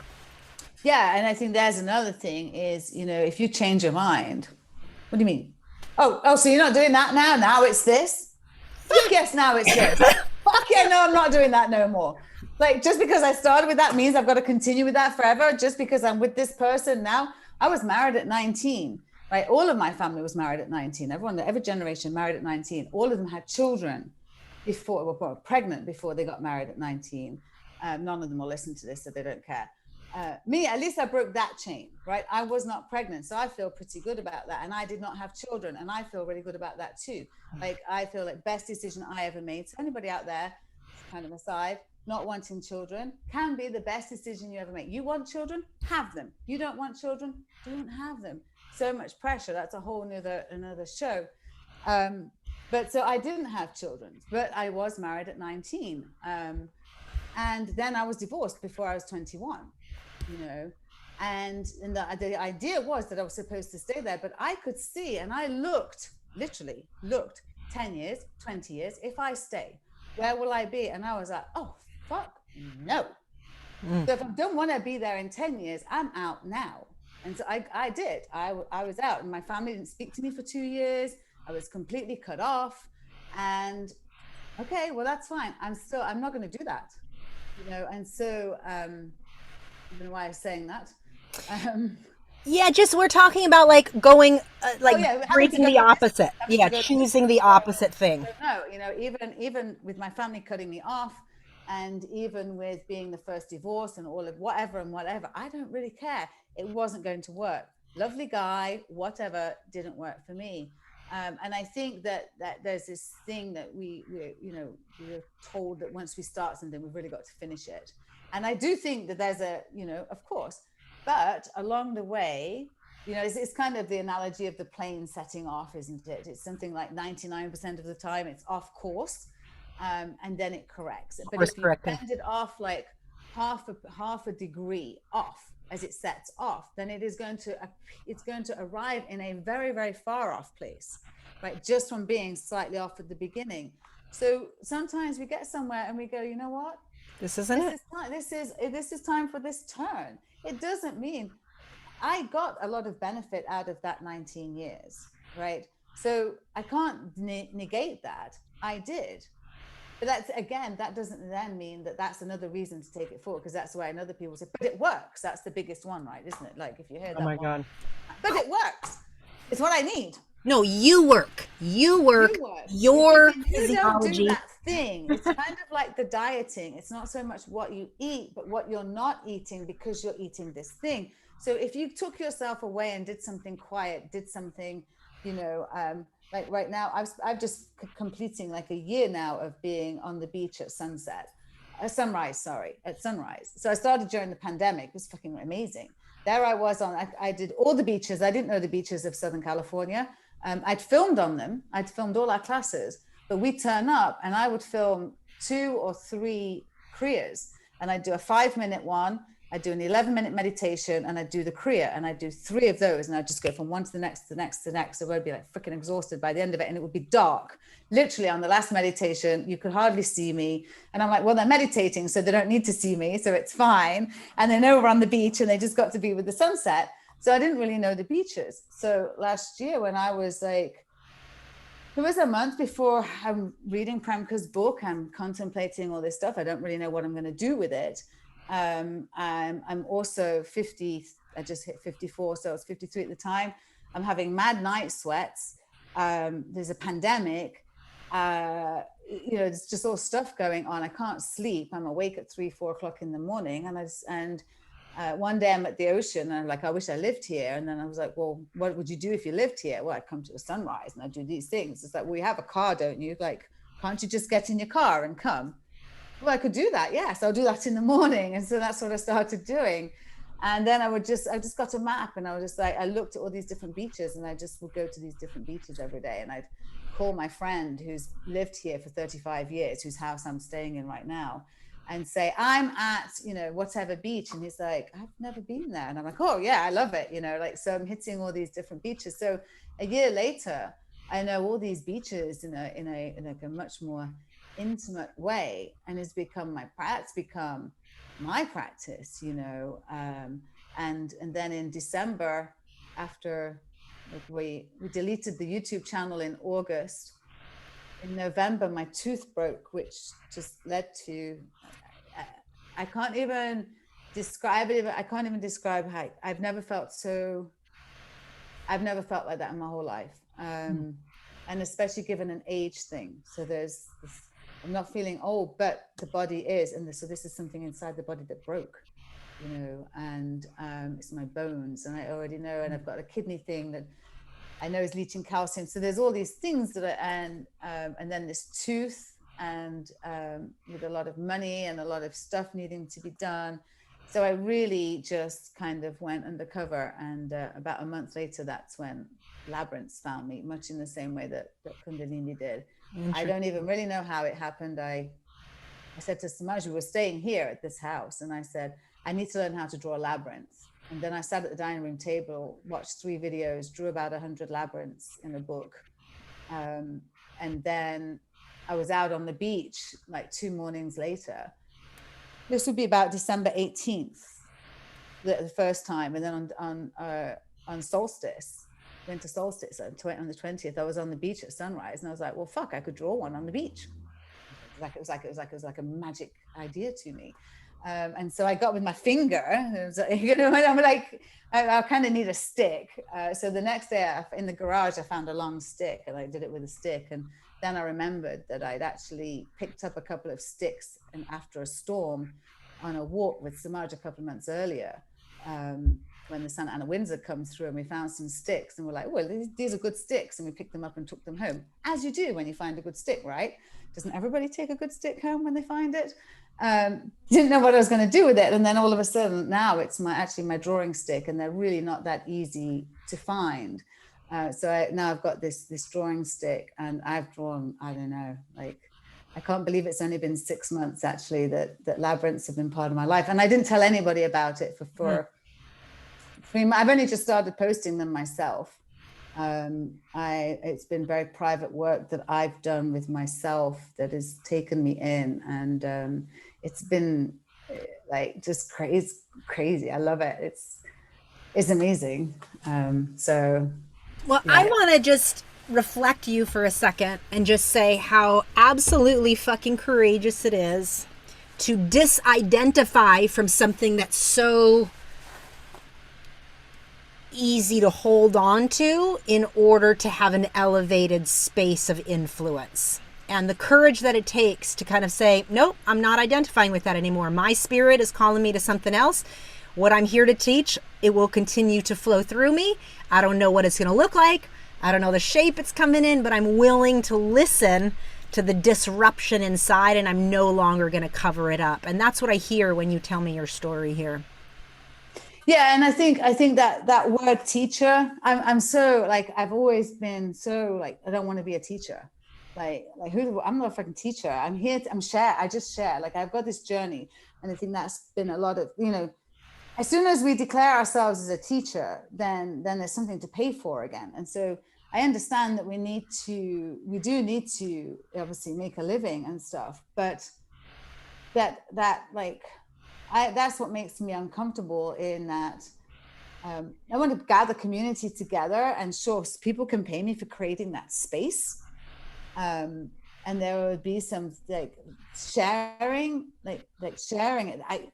I just think that word is so loaded, the teaching God, I don't disagree one bit. I know that I have so much I'm unpacking and resisting around it. And just yesterday I was talking with a gentleman friend of mine, and he was saying how he was like, you have so much resistance to being seen as a guru or being a teacher. And I was like, yeah, I don't want to be anybody's fucking guru. I don't want anybody to project their energy and power onto me. And I'm not doing it, you know? And he was like, but there are good teachers in the world. You can be a teacher and not be manipulative. And but it works. It's just the same thing, same argument. And also, if we're talking of appropriation, why the fuck are we looking for a guru? We don't live. That's not our reality. You know, when labyrinths came and got me, I was like, oh, you know where they originated? A lot of it is in England. There's deep, deep roots in England. I'm like, my culture reached out and grabbed me across the ocean. Like your lineage. My lineage. Like, literally feels like more of me, right? Than this. And so we called there's no dogma to it. There's no one saying, you know. There are people who say and it's very interesting within the labyrinth community, because it's how everything happens. It's the same with the Philip Dislett. No disrespect to him, but I'm kind of tired of hearing his name. Can I just say it? Can I be the first to say it? Because what's happening here, we have to be really, really careful, is the work that Philip has done is very invaluable. However, it has become kind of like a Yogi Bhajan voice. It's the only voice. When anyone quotes anything, it is that article. So that one piece, that one story, that one perspective is becoming the kind of, this is the replacement for the argument of, this is not good. This is not good because Philip Dislett says this. And so it is though, like, because that's the narrative. And so we have, and the same with the labyrinths is that a certain person started the quote revival. Then they started like a nonprofit, which then started trainings to teach people how to teach people to walk the labyrinth and to lead meditations. And everybody talks the same. When you see everyone's website, they all have the same conversation. And so again, I'm here I go again going, oh, here I am again. I'm on the outside doing like this fringe work that isn't, it is and it isn't, like, and I don't want to be kind of associated with it, and I do, like, you know, there's this kind of and so I think that our uniqueness is that that's what I feel with the labyrinth. It asks you to bring all of you to it. It allows you to bring everything. The ocean was the same with me. The ocean didn't care that my tooth was broken. The ocean didn't care that I didn't have any makeup on, that I just got out of bed, that I didn't sleep that night, that I was having crazy hot sweats, and that I was just feeling so bad. It didn't care. It didn't care what the sky was doing. The sun didn't care what the sky was doing. They all just turned up in their own way. And if I just turned up, they all accepted me in the same way, and the labyrinth the same. And there were no people there, and there was no one on the road, and it was all happened before everything else fucking happened. And it all just goes like, oh shit, now we're here again. When is it nighttime? When can I go to sleep? Because I want to get up for my sunrise. And then making myself do that thing, that's my medicine. So I have to now get up, you know. So then at some point last year, I was getting up at 4:20 to get to the freaking beach for 5 o'clock, because I needed to be there before the sunrise and the first steps on the beach and blah, blah, blah. You know, and a year later, I look back and go, wow, look at that practice. You know, a lot of stuff is still the same, but I have that inside of me. And so these are the things that we want to be looking for. Or what are those things that we can fill ourselves with, that we can put inside of us? You know, that I've seen so many sunrises in the past year. It's crazy. And I've spent so much time by the ocean. You know, in the summer, because I wasn't working for like 6 months of last year. So I was going 3-4 times a week, and I would be there. I'd get there at 5:30, and sometimes I wouldn't leave till 11 o'clock in the morning. And then I would come home. I have 6 hours of beach inside of me, you know, and I'm going home with 6 hours inside of me as everyone else is coming out to start their day. And I'm just like, yeah, man, I'm going home and lock my doors and stay inside, you know, and it's all inside of me. And it was very calming, you know.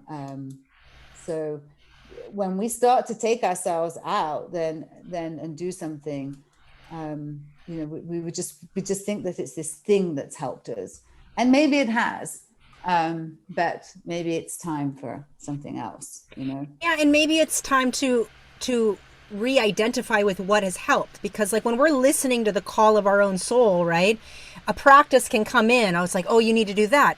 The question isn't whether we're getting the messages. The question is whether we're listening to them, because oftentimes our indoctrination, our training, and all the things can keep us doing the same thing, because habits are real.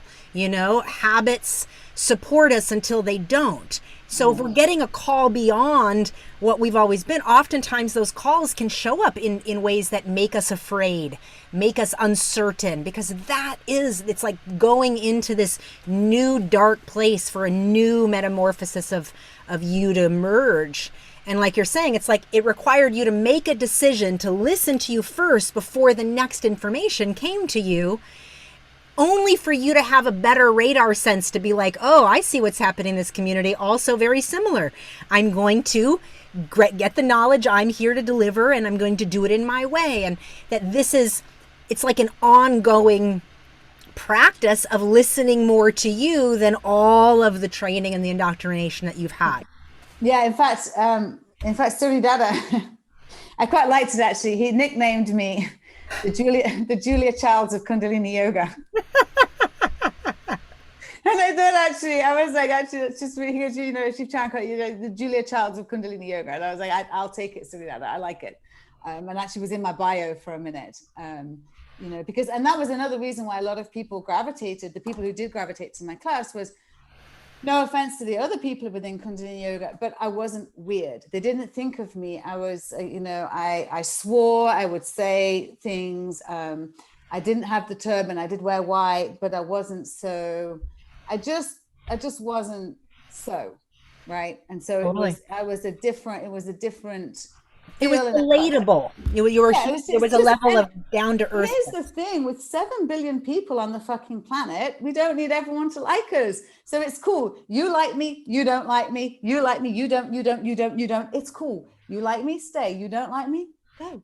There'll be somebody else, right? There's like, and that's actually how I started teaching, was because online, there was a celebrity teacher, there's been quite a few now, which was one of the first, and loved to have big pictures of people in the room with their arms up.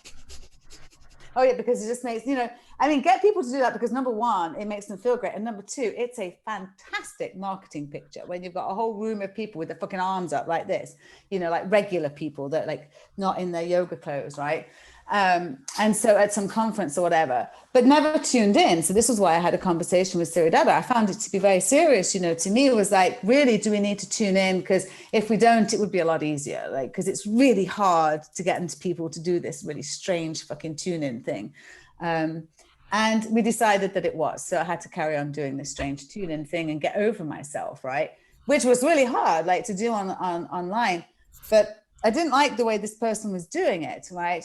And one day, mine said, well, if you don't like it, do it your way, but shut up. Just shut up. Like, let her do whatever she does. And if you don't like it, do it how you think it should be done, but shut up. Right. And so that was the message I got. So I had to start doing it myself and teach the way that I thought. And at first, I wanted everything to be perfect. And I was quite, poor Samaj. I would be really kind of like, everything got to be just and after 1,400 videos, just even like now, you see, I don't care. I really don't care. Like, I don't care. I mean, I do care, but I don't care. Sure. In the same way, because I think that we are so filtered, we are so manicured, we are so edited. I just said to him this morning, I said, well, gosh, I'm actually nervous. He said, you're always nervous. I said, well, I don't know what I'm going to say. He goes, you never know what you're going to say. So what a good man. The conversation always goes on like that. He'll go and did all my Toastmasters speeches. We'd be driving down there for a 7 o'clock in the morning speech. And I said, I don't know what I'm going to say. I don't know what I'm going to talk about. He said, you never know what you're going to talk about. Even walking in, I didn't know I'd have like 50 different topics I might want to talk about. And only because I had to give them a topic, an actual title before I went up so they could announce it. Otherwise, I might not have decided till I got to the lectern, But I don't think that's necessarily a bad thing. That it doesn't mean that we don't get to sit down. I do my thinking about it, as I'm walking, as I'm going about my life. And then I'm kind of interested to see how it comes out. Just how it comes out, Mm-hmm. And one thing I would like to touch on before we go definitely is, one of the things that I still have, and not looking for a solution from anybody out there necessarily, so hold back, but just saying that my name is a contention to me. What the hell do I do with my name? Who am I now? Because I got my spiritual name right back in 2002. And then started going by Shiv, I think about 2006, because I really felt like Amanda, my birth name, I never particularly liked that name in any event. But then also that was the person that did what she was supposed to do, but didn't, right? I was, kind of, but then broke all the rules and pushed the boundaries as much as I could within doing that, right? Still did it my own way. But then Shiv was like, this is when I kind of took things into my own hands, right? So that was the kind of the delineation, so to speak. So going back to Amanda, I had thought about that I contemplated that. And that was just that was a complete mind fuck. That was just like, but to my mom, I'm still Amanda, and on legal papers, I am, but everyone else, no, that's not. So I don't know really. It is Shiv Charankar, but I go by Shiv Cook. So I have my original last name. It's quite interesting actually. Samaj's last name is Butler. My last name is Cook. That's our actual legal names. And we did have our raw vegan stall at the farmers market called Butler. The Cook and Butler for a year. So when we did food, it took us a minute before I realized that. I was like, hey, we are the Cook and Butler. Interesting. So I'm still Shiv, which sometimes when people ask me my name and then they'll say, oh, that's an interesting name. And I used to say it's from my yoga teacher, right? And, let's touch on that part. But now I can't. So I don't really know where I'm going to go with, do I take another name? I don't know. and somehow Shiv or Shivi was used before. We can't completely erase the lines of where we've been. Right. So what can we do, and how can we live with how we take our parts forward? And I think whilst also going back to our compassion, allowing others to make their way and do it how they do it, you know, and be as supportive as we can with one another kind of in the meantime. But I was just going to touch on the, you know, my yoga, I got it from my yoga teacher. Again, like when we were at school, we hated our teachers, right? We just couldn't wait to get out of school. And now everybody wants that. It's my teacher. It's my teacher. My teacher's this teacher. I've got this teacher. I got named by a spiritual teacher. You're out of school, baby. You're out. You're grown. You donated. Like, you're all good.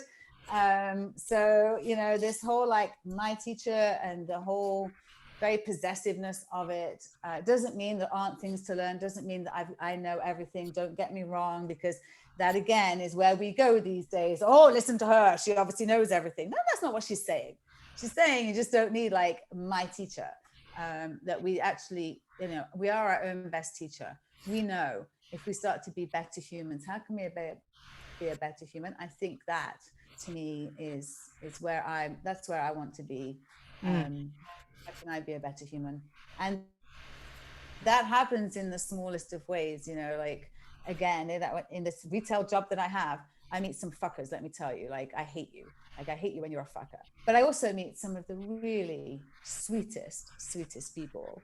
You know, I got to hug 2 customers this week that I met before the pandemic at the job, right? Serving them, just checking them out. And I helped them so much that they actually bought me a bouquet of flowers the first time. They were so sweet. And then they would always come back in. They bought me a Christmas present, and I'm their little friend at the store. And they just came in this past week, and we're all like, you know, cool. So I got to give them a little hug. And, you know, these small ways that we can be more human. And it happens not in the big ways. It happens in the small ways. It happens in realizing that every single person you come across is another human being. We have this way of saying this person, this upper person, this low. I heard someone in a show the other day talking about the lower people. I was like, oh my gosh, did she really just say that? She's going to get so hammered in like the reunion thing. Like, she just talked about like what the lower people want. Oh, honey, you can't do that. Not in a 3HO context. You're not talking about in 3HO context. You're just talking about no, just in any context. But you know, and of course, in 3HO context, there's definitely that you know, like a lot of people asked me, they wanted me to do teacher training, for example, right? I had people write in and say, I really want to teach like you. We do teacher training. So I actually, and Avtar and I have spoken about this since. I called Avtar and I said, you know, how do we go about this? And she basically told me that the only way to go about it was to have a senior teacher, a 3HO senior teacher, to lead it with me. And basically they lead it and I pay them to lead it. And, you know, and I was like, well, fuck that. I mean, I love you and all, but I don't want to teach like you. And I don't want you to teach on my thing. And like, if there was anyone, it would be you, but no, fuck that. So no, I can't teach anyone, right? Because I've got to have this whole thing. So that's all of that got dismantled. And even Siddhartha, you know, when he was talking to me, was like, you know, Shiv Charan, he still calls me Shiv Charan. He says, you know, you never really taught in the traditional sense. So there's a way for you that you could go forward and teach, you know, in your own style. And I'm like, nah, I don't really know how to dissect. I don't really, and I'm very conflicted in even in doing any movement videos of what I want to include and how it is just, and so I don't. That's what I do. If I don't know, I don't, right? Until I do. And so that's why I've been quiet and I've taken a break, and people want stuff from me, and it will come, but it's that's not coming back.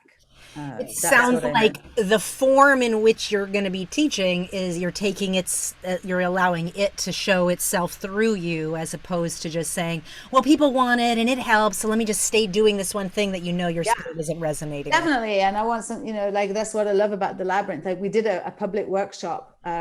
We did a workshop up in an affordable housing community in San Jose on, actually, there's a World Labyrinth Day, who knew, on May 1st. And that's when we did our first workshop. And they only came into my life on December 18th of the year before. And there I am being able to share it. And I'm drawing it on chalk on the ground. And we're painting rocks and walking the labyrinth and sharing it with people. And what's so wonderful is there are no rules. I mean, we just love being able to dole out, like, there is this way of doing it. And one day I was in the labyrinth and it said, solemn is, does not sacred make. And so that again, we come back to that we feel like you can be joyful. Joyful is the most expression of spirit, like to be in joy, not to be solemn. Like it's like orgasm as the highest frequency, right?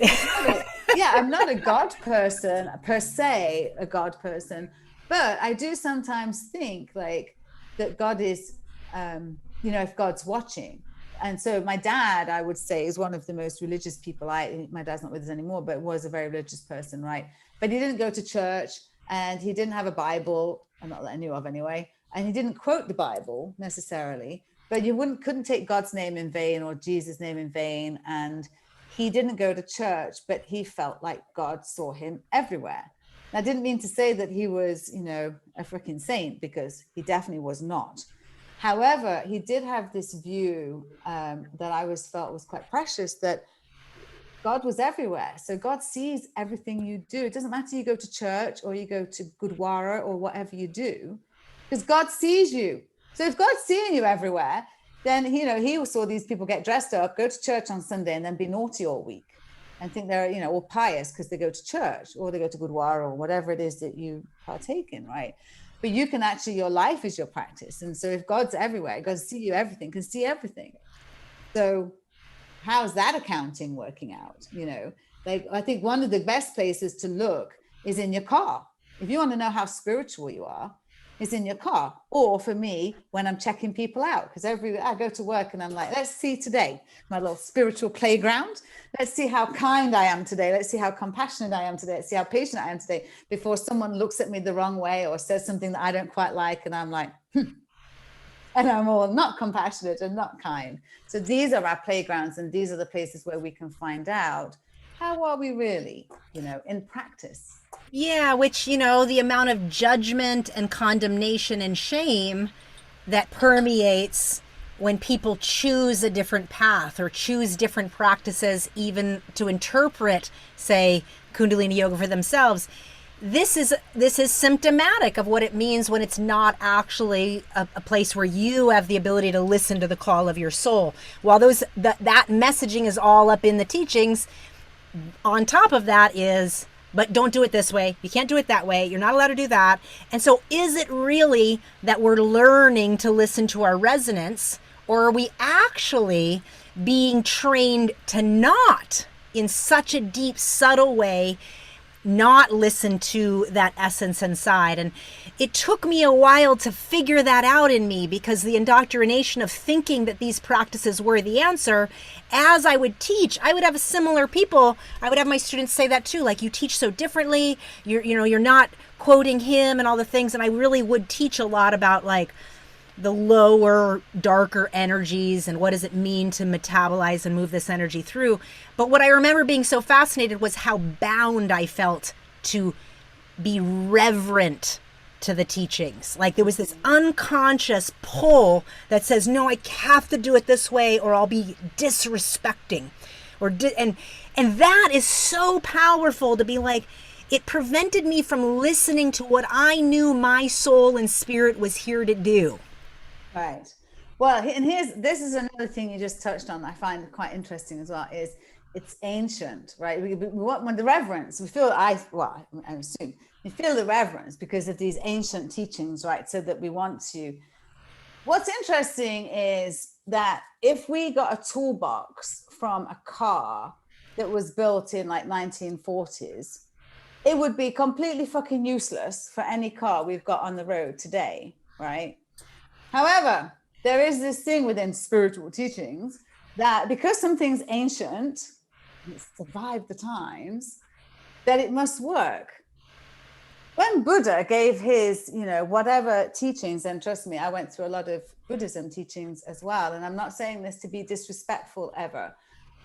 This is my reality and my lens, but he was not dealing with the life that we're dealing with today. They're not dealing. So you cannot, I think that there's also this, we have been sold a bill of goods that we have this idea. And you think about it with clothes or with furniture, that something's old and tatty, and then it's shabby chic, and then at a certain point it's vintage, then it's antique, and then it's just very fucking expensive, right? It depends where it gets on. And it's that same piece that's just like moved. And it's the same with artists that, during their lifetime, they couldn't eat. They give away a painting for a bottle of wine. And then, 100 years after they've died, people are spending $1 million or $5 million to buy their painting. Yeah, live in this kind of like whacked out kind of way, right? Yeah.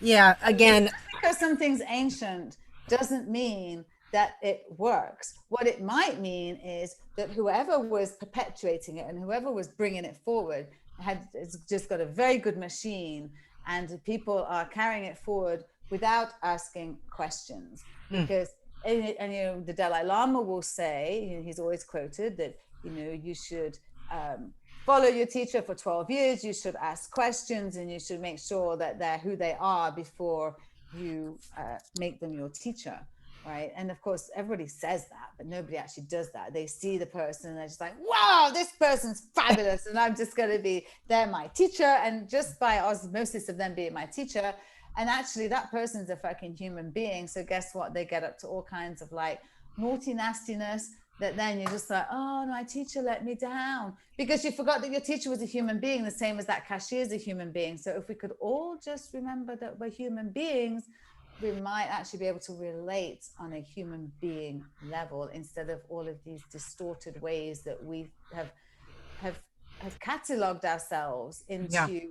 Whether, there's like, I know how I was treated as an attorney, and I know how I'm treated today. I am the same person. Yes. I know how I was treated as 220 pounds. I know how I was treated as someone that society viewed as successful, despite the fact that I was extremely miserable in myself. Now I'm happy in myself, but quite challenged financially. I'm considered, I wish she'd just get herself together. Less of an asset. I wish she'd just get herself together. I wish she could just, Yeah.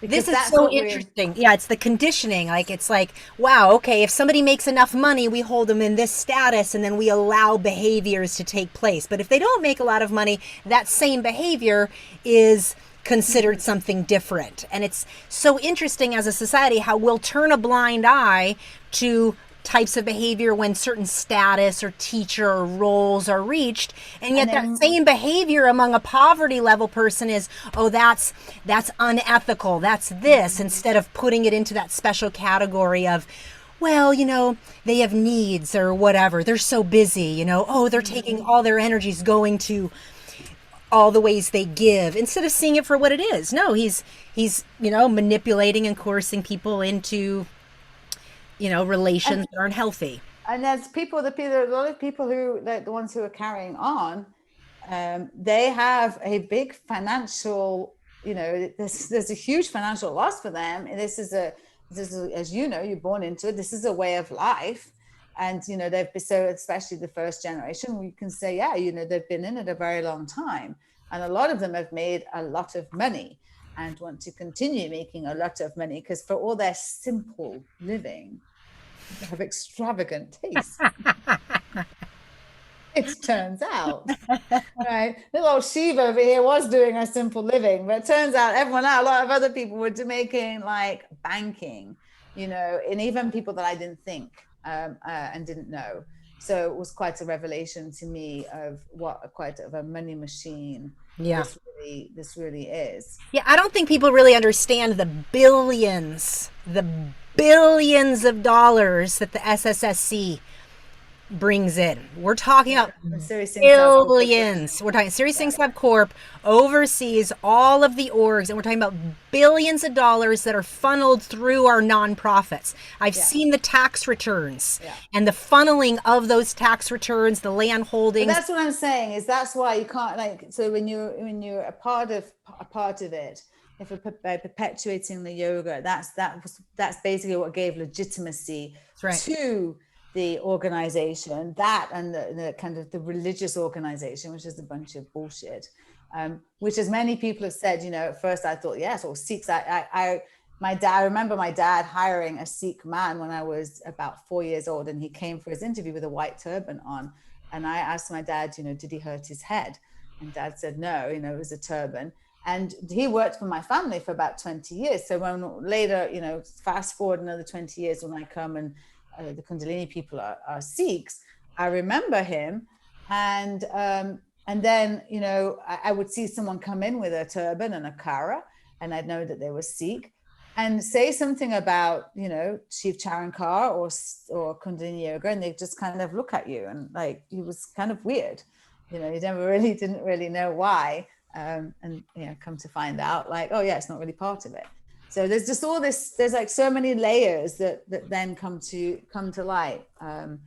So like I say, the layers, I don't even know if I think I just let them compost themselves. But what I do know is that it's not for me, and that right now, definitely, but that it's like everything, with cycles. And that's the other thing, that's the human cycle.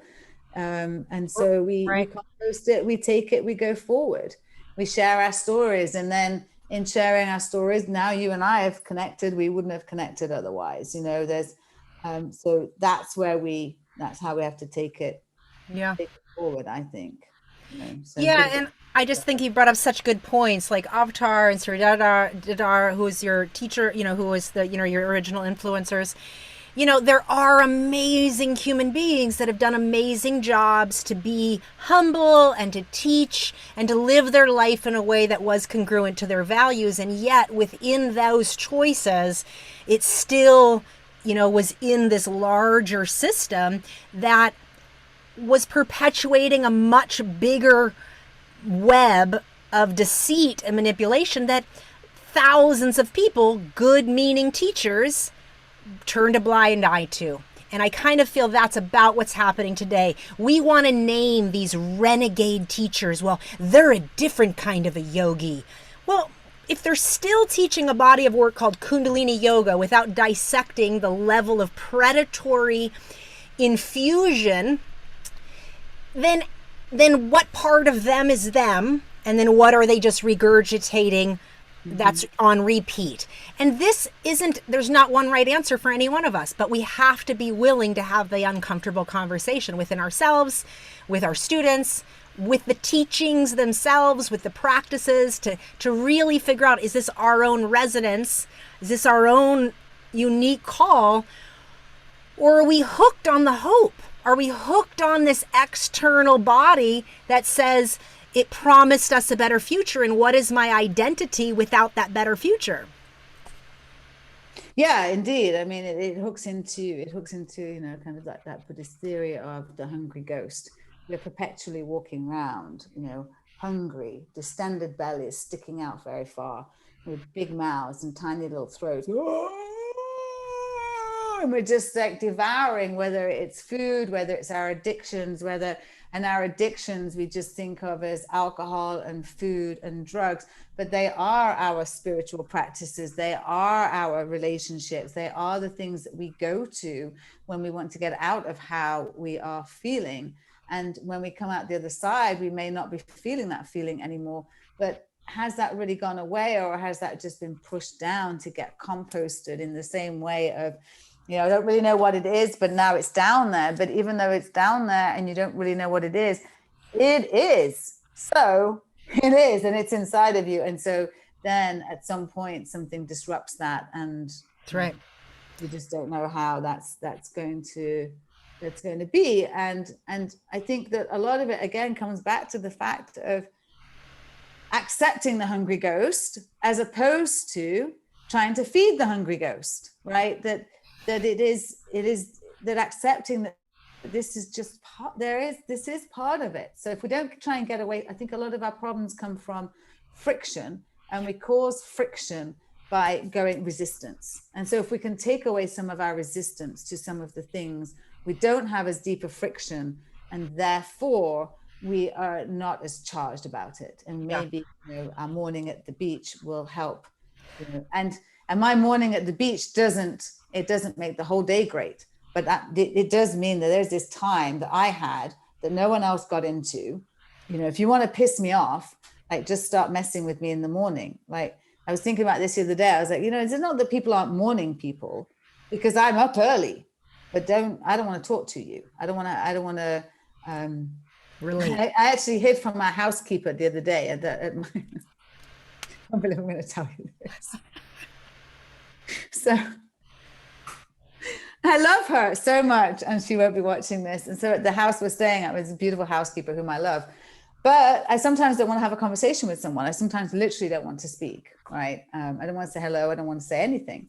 And this was one of those days. And when we came home, she was still here. I was like, oh shit, she's still here. So I'm like, I'm going to have to say hello. I'm going to have to and then when I came in the house, I kind of looked and I was like, oh, and Samaj goes, she's over there, but she couldn't see me. So I was like, oh, I think I can get into the back garden. So I grabbed my book and my bottle of water, and I went and I sat on the sunbed, and I got really small. And we call it Tom Browning that shit, because Tom Brown's got this book where he talks about being out and there's these wolves and he makes himself invisible. Whether or not that's true, we call it Tom Browning. And we've done it before. Like, we've walked past people that we don't want to see, and we're like, Tom Brown that shit. And we literally have and we're not necessarily the most, we don't generally blend in very much, and so we can, and I used to have pink hair, so we can Tom Brown that shit. So I Tom Brown that shit. And then I heard her come out the house and go through the gate to go to the trash. And I was like, oh shit, I'm really Tom Browning now. I'm really disappearing into the sunbed. And then I had to wait to see, then I didn't know when I was safe to go in. And I was texting Samaj because he had gone to work, and I was like, I just didn't want to gather my insides from my outsides to have a conversation. I was just in, and that's kind of how I am.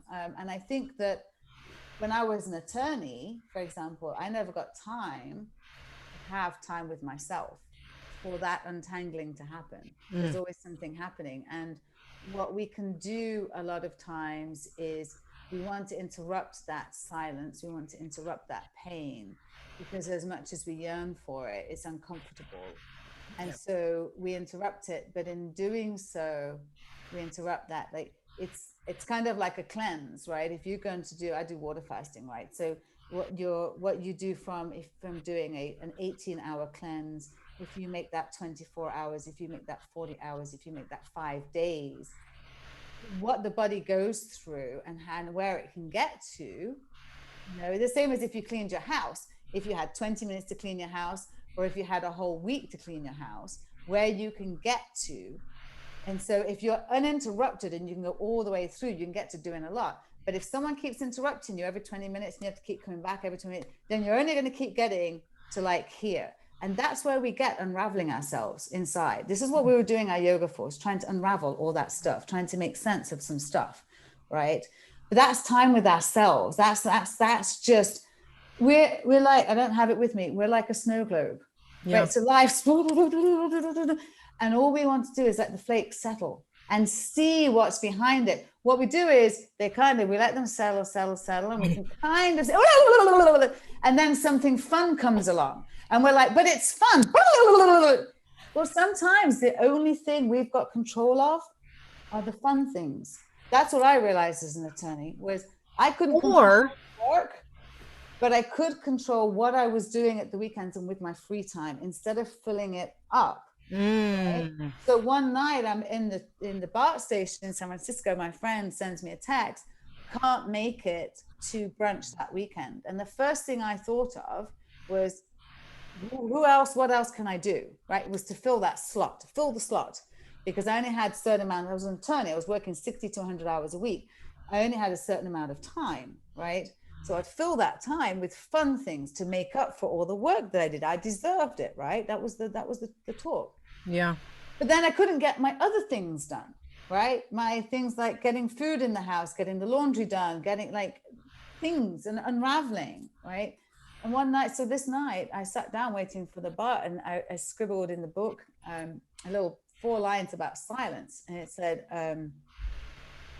sometimes we yearn for, in the chaos, we yearn for it, yet in the solitude, we try to fill it as if we are afraid of silence. And that's how it felt. That in the chaos, I was like, oh my God, all I want is some peace and quiet. And then the minute I got this little slot open, the first thing I tried to do was fill it. I was like, what are you doing? And that was my first realization. And then I wrote a list of all the things I thought I was going to do that weekend. And I realized it was like a week's worth of jobs. That I was like, no wonder I wasn't getting stuff done at the weekend, because I was like, all this stuff was going to get done. And so we had to start releasing some of those things. That's not just because we need to unravel, and we need to find these places where we can actually have the time to unravel, and that when it gets to feeling a little uncomfy, that we don't just go and zone out on something.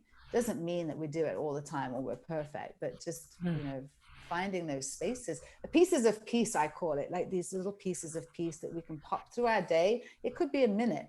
So one of the other meditation series we've got is 1 minute in nature. So I take videos mostly at the ocean right now, but also in the meditation garden of the cult house that we just went to.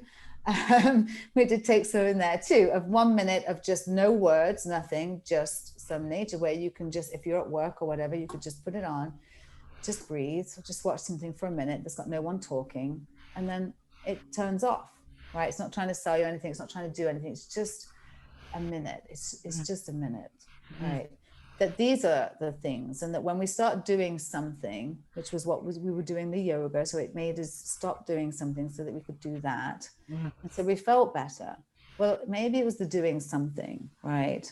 And so it's the doing something, it's finding, and it's allowing ourselves to be uncomfortable and to be informed, and to, I think a lot of times we don't want to be informed, because when we are informed, then we need to take action. That's right. And we actually have to feel what that something. Information is coming up. And that's, we've done a lot of food.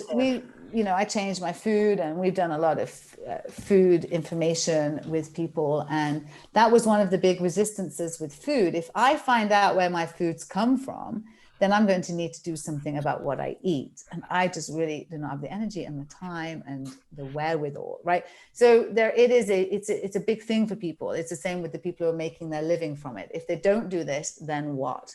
So yes, it is a big question, but sometimes, like for me, the line was too big. I couldn't cross it. So it doesn't matter. Like, it's definitely not for me. Whether I was making lots of money or not lots of money. And in fact, we had just loaded 60 hours onto, we bought a new membership platform, and we just loaded 60 hours of new membership, next level Kundalini videos that I did, which were for members only. And it was more yoga, less chat. I didn't go through like basic instruction. I assumed you already did yoga, right? So we would just be like, okay, we're in so-and-so, we're going to tune in, we're going to straight into, and we would do an hour Kriya. And so we just done all of that, and all of that had to get, it was all, and we had no membership, and the small community we had left for the most part. It was like 4 people left. It was heartbreaking. It was all of that was really, it's hard. I guess sometimes life is hard. Yeah. I mean, to choose space for something new, and new times. As I said, I'm 54, so it's a menopause stage where, and just like you, I am all about, our podcast is called Getting the Conversation Started, which we started like 10 years ago. But I'm about trying to talk about these things that we don't want to talk about having sweats, about peeing your pants, about, the guys with their prostates. I'm meeting several of them. We're not talking about shit that we need to talk. We just need to talk. We all just need to like stop trying to learn so much. And don't add another damn practice, everybody. Don't need another. We don't need Stop to learn. doing another thing. You Our have plenty of experience. things. Get around the fire. Still, listen, and if anything, start taking things away. Oh my gosh, the resonance is so good. I so appreciate the language you give here, your approach, your commitment to being true to your soul more than delivering something that isn't in alignment. You know, going for the uncertainty is a powerful thing because you don't know what it's going to lead to, but you're saying yes to you more than you are yes to the image that you've produced externally. Yeah, I think we come back to ourselves. There's a Rumi quote: "I've lived on the lip of insanity, wanting to know reasons, knocking at my door. The door opens. I've been knocking from the inside." I'll say that again. I've lived on the lip of insanity, wanting to know reasons, knocking at my door. The door opens. I've been knocking from the inside. So this is, I would taking that through as kind of taking that through even through the Kundalini stuff. So that's me, but then that's that Kundalini stuff that can't stay, right? So so coming through that, which is why like the song, that's why I chose that song, is that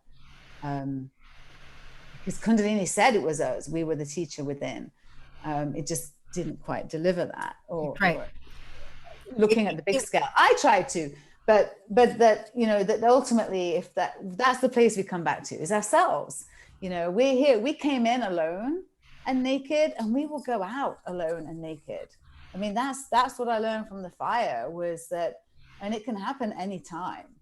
I was 34 and I was nearly gone, and I was totally unhappy, and our final reckoning is it's like, gosh, what you think might be important may not be. Isn't, and you just go, shit, like I do not want to learn this at the end. And so these new reminders that we get every time, it's just a way of like, okay, it's a new invitation. It's a new invitation to see it with this new lens, with this, you don't know what you don't know. That's right. When you do know, you know. And you have a new set of eyes to see through a whole different perspective what was there the whole time. Yeah. But you didn't know. So if you didn't know, you didn't know. You didn't know. I recently learned it's something like called the butterfly effect or something, that like if you've never been taught to see something, it can be in plain sight and you don't see it. So this is what it means to like learn to hear this inner call more than all the training of what we've been taught is right or wrong or good or what the world needs or what I'm supposed to do or that snow globe. Instead of just being like, oh, wow, look at everything unraveling. Look at how everything that I thought would be is actually disintegrating before my eyes. Maybe I need to lean back and listen from a different vantage point. Right. And as we go through our own personal seasons, as well as things changing around us, we are to adapt and change, we're not always going to be the same. We're not always going to think the same. We're not the same thing's not always going to work for us. Yes. And so we can bend like a twig. I mean, we can snap like a twig, or we can bend like a willow, and so we need more willow about us. We need to be more flexible, and our inner flexibility can often come from giving it outwardly. Right? So that's that compassion again of when we become more flexible with people outside of ourselves, and we become more flexible with ourselves. And that's lifelong work for me. I want everything to be like perfect and on it, and then control. And of course, absolutely not at all. And that's our ride. That's where we get to ride the wave, and it's how we keep coming back up, because life's going to get us down. And it's going to stop us. Yesterday, I was thinking about stop and go traffic, So like life's like stop and go traffic, and it can be quite fucking annoying. But you don't just go, oh, fuck it, I'm going to just stop, or I'm going to get off. You have to keep going. And then at some point you get to cruise, right? And then you might get stop and go again. It's just life. Like if we just kept going, this is life, instead of why is this happening to me, and looking for meaning of everything and looking to fix every single thing, then we'd have just a much smoother journey, I feel. And we wouldn't be paying so much to other people, other fools who, they don't have their shit together either. People like, hello, like if only you could see them on that. This is the whole, the filtered world that we live in. The So racket. It's the yeah, racket of the certification. racket. Like, certify your damn self. You're the fucking damn authority. Oh my Certify your God. damn self and start living according to what you know your soul wants. Like, there you go. And all of the things that makes that hard is called your personal indoctrination. So work that shit out because it comes from your parents. It's literally your mom and dad's thought process living through your own psychology. It's your culture, right? It's your society. It's all the layers of ourselves that prevent us from really shining like our magnificent selves. Right. Yeah. That's right. Gosh, you're brilliant. I just love and appreciate you. And a Before we go pleasure. into your song, I'd like to know if there's anything more about your experience that you'd really like to share with us here.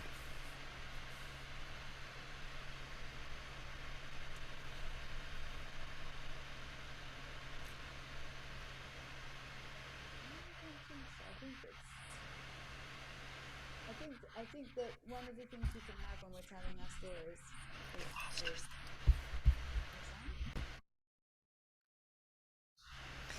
Well, Shiv, I want to thank you so much for being on the podcast. And I'd like to go into your song. I know you shared with me the importance of this song in the sense that it really speaks to listening to the soul from within ourselves as opposed to the external lens of the right and the wrong ways. So, this song she has chosen is called The Healing Room by Sinead O'Connor. So, as you know, we don't play the whole song because of copyright issues, but there is an Uncomfortable Conversations podcast and you can listen to it. And let's go ahead and listen in to her song here, Sinead O'Connor. And here we go.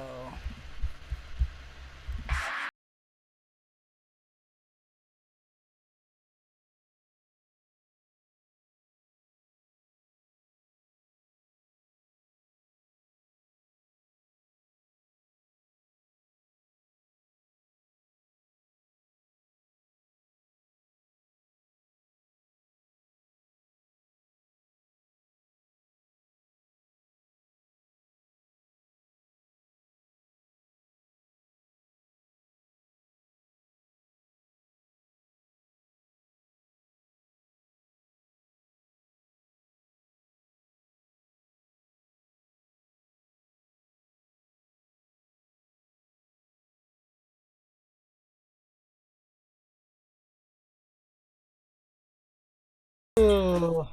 Wow. I just love those words. I have a universe inside me where I can go and get the answers if I just listen. and spirit can find me. Spirit can find me. Beautiful. So beautiful. What a great message. I think the importance for all of us to really dissect how what we were taught about that the teacher is ourselves, and yet in that very same sentence we were taught the opposite of how to seek externally, and how convoluted when there's mixed messages that get encoded into our psyche and into our loins, it makes it very, very challenging to use our will as our own, because essentially when indoctrination hooks into our will, we think we're acting on our own behalf, and we're actually unconsciously being acted on. And it's a very, very subtle distinction and a very, very entangled, it mimics codependency and enmeshment. And we live in historical codependency and enmeshment. So to unwind that is tough because there's a level of familiarity and comfort in it. So spirituality and spiritual communities and religious communities purposely perpetuate that as a way to control us and to have a power dominant model. So beautifully said. Thank you for your teachings. I would love everyone to hear how they can get in touch with you if they want to follow your work. You and Samaj, I know you do beautiful work. Let us know how to reach you. Yeah, we're on most social media platforms as the Feel Better community, because that's what we think it's all about. At the end of the day, we all want to feel better and we want to do it in community. So the Feel Better community, that's what we're all about. Say that one more time because your voice just came. Oh, the Feel Better Community. So all about feeling better and doing it in community. So at the Feel Better Community, YouTube, Instagram, Facebook. Beautiful. At the Feel Better Community, follow Samaj and Shiv as they reinvent themselves, listening to their own spirits and their own calls on the soul to share how we can take our own lives back and our own energy back and be guided by our own soul source inside. Thank you so much for being a part of today's episode. This concludes another episode of the Uncomfortable Conversations podcast, the untold stories of the 3HO Kundalini Yoga community. I want to thank you for listening. I also want to thank you for all the contributions that we've received. If you'd like to make a one-time or monthly donation, you can donate at gurunishan.com/uncomfortable conversations. If you'd like to be a guest on the podcast, please don't hesitate to send me an email at gn@gurunishan.com. You can also subscribe and follow and support my provocative truth-telling work at gurunishan.com. Thank you so much for tuning in. Please like, share, and subscribe to the podcast and share it with someone in our community that hasn't had a chance to listen, because there is a revolution in learning to listen to ourselves and learning to listen to others. Have a great day, and we'll talk to you on the next episode.